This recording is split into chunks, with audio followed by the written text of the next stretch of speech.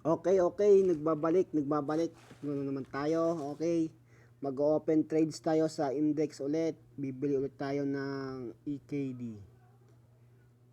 Oh, EKD. Sell direction yung ano natin, sell direction.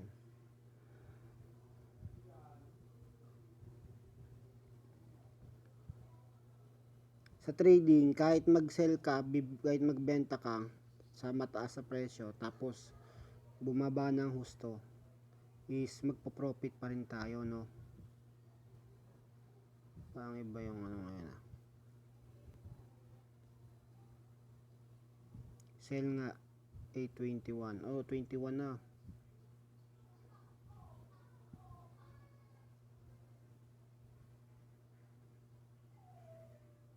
0.03.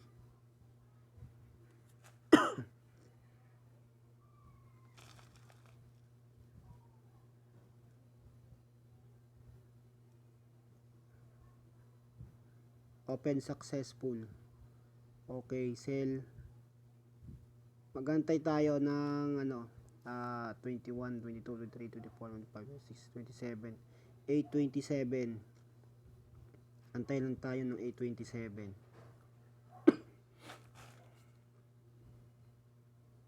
Ayan.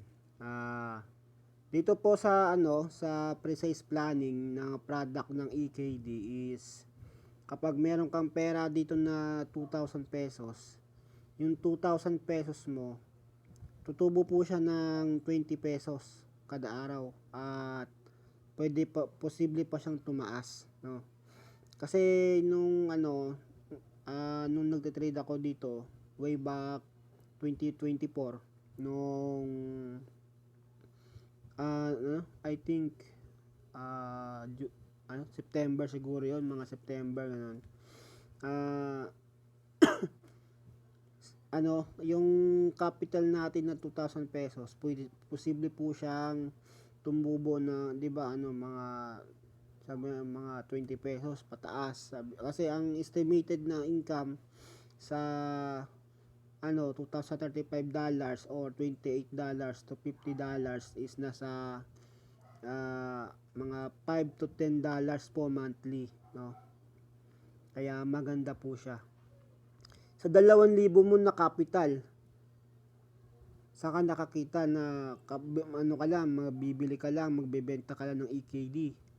Itong platform na to, ang pangalan ng platform na to is EKD. Products po siya ng precise planning, no? Ayan. So balik tayo, punta tayo sa ayan, no, EKD. So 827, no? 21, 22, 23, 24, 25, 26, 27. 6 minutes lang po tayong mag-trade dito, no? So ayun. At kung hindi ka pa po nakapag-subscribe sa ating YouTube channel, subscribe mo na yan. At marami kang matutunan dito.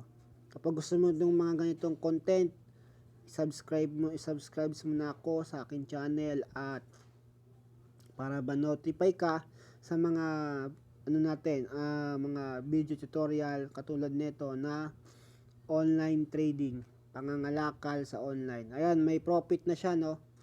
24 pa lang. Tataas pa po yan, no?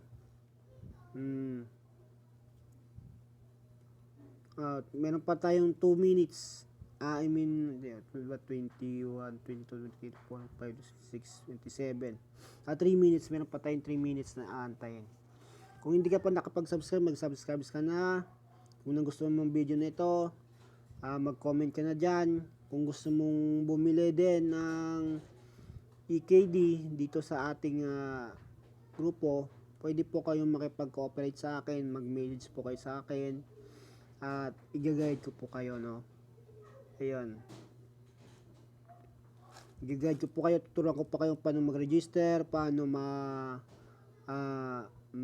makapasa sa KYC, no? At makapag-deposit. Kung meron, kailangan din po ng ano dito, kailangan meron din po kayong Binance. Yo, ayun. Meron kayong Binance o kaya OKX platform. Yung nangyari. Uy, mukhang negative tayo ngayon, ah. What's happening?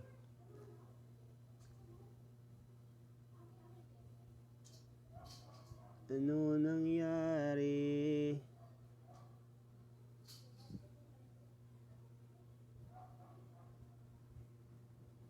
Baliktad. Ano nangyari?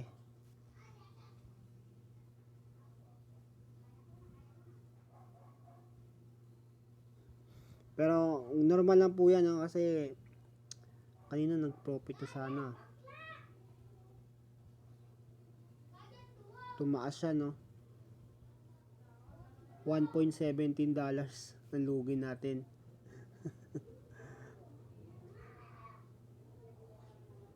Ano ba yan? Sayang, sayang.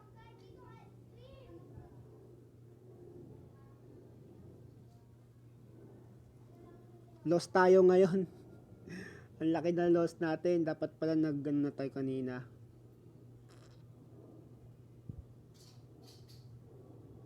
Pero normal lang yan, no, sa trading. Talagang minsan maano ka.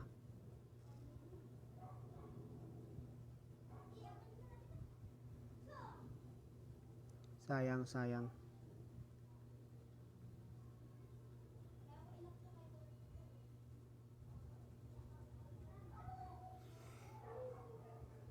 Sige, ayun lamang po at talo tayo ngayon ng $1 at i-close na natin at maraming salamat sa panonood.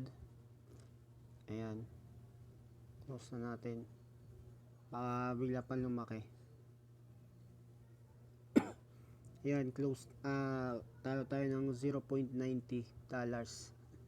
Ayan, normal lang po yan, no? Bukas makakabawi tayo. Bigla po kasi nag-iba yung merkado na biglang tumaas yung presyo kaya ayan talo tayo ng $0.90. Kung susumahin natin yung nasa mga I think nasa mga 40 mga ganon $40.90 0.9 51 mga 51 pesos yung natalo sa atin.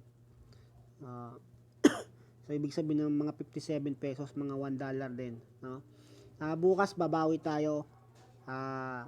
Yung mga nanonood ngayon kung ipapaisip kayo bakit talo yung ating trades, bakit nalugi tayo ng mga $1 simula po kapon hanggang ngayon. Kapon kasi late tayo ng open ng trades. So tapos kanina dapat pala nag-close tayo nung may profit, no? Mali tayo ng prediction na dapat pa tama yung prediction na binigay na signal ng kaso yung market talaga nag-iba kaya ganun siya kaya natalo. So ayun naman po, maraming salamat yung ganyan, gusto mo yung ganitong video content, subscribe mo na yan, like mo na yan, mag-comment ka na dyan. Maraming salamat at God bless.